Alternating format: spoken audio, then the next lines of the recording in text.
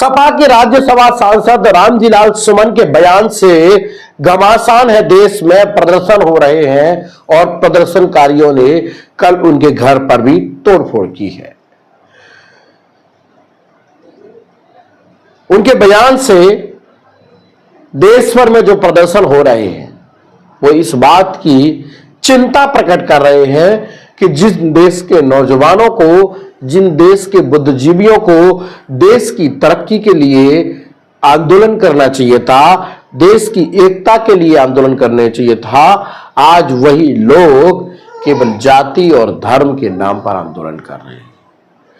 आप सोचिए, राणा सांगा पर दिए बयान को लेकर आज देश में इस तरह के प्रदर्शन क्यों? क्या है असली मामला, ये सब हम जान लेते हैं। जिस तरह से रामजीलाल सुमन सपा राज्यसभा सांसद ने बयान दिया, उस पर जो घमासान हो रहा है उसको लेकर हमने भी कुछ इतिहास के पन्ने पलटे हैं।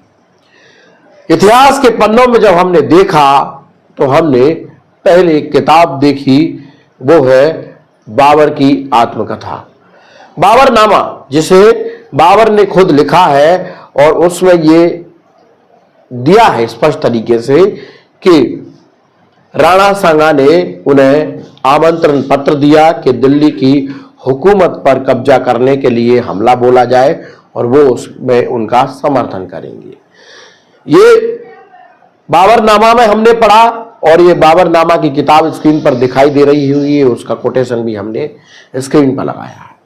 साथ में नेहरू जी की ये किताब, उस पर दूरदर्शन पर एक नाटक बना, उस नाटक में भी यही बात का जिक्र था और वह नाटक भी यही बात का कोड कर रहा था कि ये जो नाटक में जो दृश्य उठाए गए हैं वो बाबरनामा किताब से हमने लिया गया है। भारत एक खोज, वो किताब का नाम था और उसी को लेकर ये नाटक प्रस्तुत किया गया था। अब ये तो हो गई राणा सांगा के बयान को लेकर, विवादित बयान को लेकर लोगों की प्रदर्शन की कहानी। जैसे ही कल रामजीलाल सुमन का करणी सेना और तमाम प्रदर्शनकारियों ने घर पर आकर तोड़फोड़ की और उनकी गाड़ियां तोड़ी, हमला बोला, उसको लेकर अखिलेश यादव के बयान को सुन लेते। रामजीलाल सुमन जी के साथ घटना हुई है, निंदनीय है, दुखद है। एक दलित सांसद जो बहुत ही अनुभवी हैं, बहुत सीनियर हैं, उनके घर पर तब अटैक होना जब मुख्यमंत्री वहीं पर हैं। इसका मतलब मुख्यमंत्री जी की सहमति से हुआ है। ये जो जीरो टॉलरेंस की बात करने वालों का जीरो टॉलरेंस ही जीरो हो गया है। बिना उनकी सहमति के, बिना उनकी जानकारी के ये कैसे संभव है कि उसी जिले में वो हैं और सांसद पे के घर पर अटैक हो गया हो। अखिलेश यादव का बयान केवल राजनीतिक बयान है। उन्होंने बयान दिया कि दलित सांसद के घर पर तोड़फोड़ की। उन्होंने ये क्यों नहीं कहा कि सपा सांसद के घर तोड़फोड़ हुई है?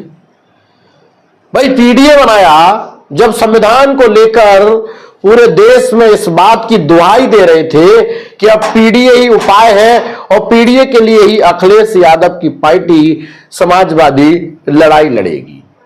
और उस पीडीए की जिस तरह का पीडीए का डंका पूरे देश में बजा, उसका फायदा भी अखिलेश यादव को मिला और लोकसभा में 37 सीटें भी मिल गई। लेकिन उस पीडीए की 1 साल बाद हवा निकल गई। आज अखिलेश यादव को यह कहना पड़ रहा है कि एक दलित सांसद के घर तोड़फोड़ हुई। सोचिए कि वो ये क्यों नहीं कह रहे कि समाजवादी सांसद के घर तोड़फोड़ हुई है, क्योंकि लड़ाई फिर समाजवादियों से होगी। इस देश में दलितों को राजपूतों से, क्षत्रियों से क्यों लड़ाना चाहते हैं अखिलेश यादव? इस देश में क्या अब यह माना जाए कि दलितों की पिटाई से ही सरकारें बनेंगी, या यह माना जाए कि दलितों की लड़ाई से ही अब सरकारें बनने लगी? क्योंकि उनके बयान से यह रुख हो रहा है। मैं पहले यह पूछ लेता हूं इस वीडियो के माध्यम से अखिलेश जी से कि क्या आप अपने राज्यसभा सांसद रामजीलाल सुमन के बयान का समर्थन करते हैं या नहीं? बताइए, गुमराह मत कीजिए उत्तर प्रदेश के लोगों को, गुमराह मत कीजिए नौजवानों को जो मजबूरी में आकर आपके राज्यसभा सांसद का घर फूंक रहे हैं। उकसाइए मत। इस तरह की बयानबाजी इस देश में एक बड़े आंदोलन, उग्र आंदोलन को रूप देती है। आपको कहना चाहिए था। इतिहास में इस बार, इससे पहले भी कई एक लोगों ने इस तरह के वक्त दिए हो या ना दिए हो। ये बयान कितना सही और कितना गलत है, मैं इसका समर्थन नहीं करता, लेकिन मैं इस बात का समर्थन जरूर कर रहा हूं कि अखिलेश यादव का जिस तरह से दलितों को लड़ाने के लिए एक नया राजनीतिक फरमान जारी किया है, उसका मैं पुरजोर विरोध कर रहा हूं। देश में जिन लड़ाइयों को लड़ने के लिए आप खड़े नहीं होते, उनमें दलितों को क्यों झोंक रहे हैं? दलितों की पिटाई आपको याद आती है? दलितों को लड़ाकर मारकाट कराना चाहते हैं क्या देश में आप? क्योंकि राज्यसभा सांसद का बयान अगर गलत था तो आपको बोलना चाहिए था, आपकी पार्टी का है कि वो माफी मांगे, और अगर बयान सही है तो आपको उनके साथ खड़ा होकर ये कहना चाहिए कि हमने बयान जो दिया है वो सही दिया है। और इस पर समाजवादी पार्टी जिन आंदोलनकारियों ने उनके घर को फूंका है, यानी उनके घर पर तोड़फोड़ की है, उनके खिलाफ बड़ा आंदोलन विधानसभा में किया जाएगा। इस तरह का तो आपका कोई स्टेटमेंट नहीं है। आप तो केवल दलितों को ही बलि का बकरा बनाना चाहते हैं, लेकिन दलित समझ चुका है। क्योंकि मैं तो इस बात का धन्यवाद राज्यसभा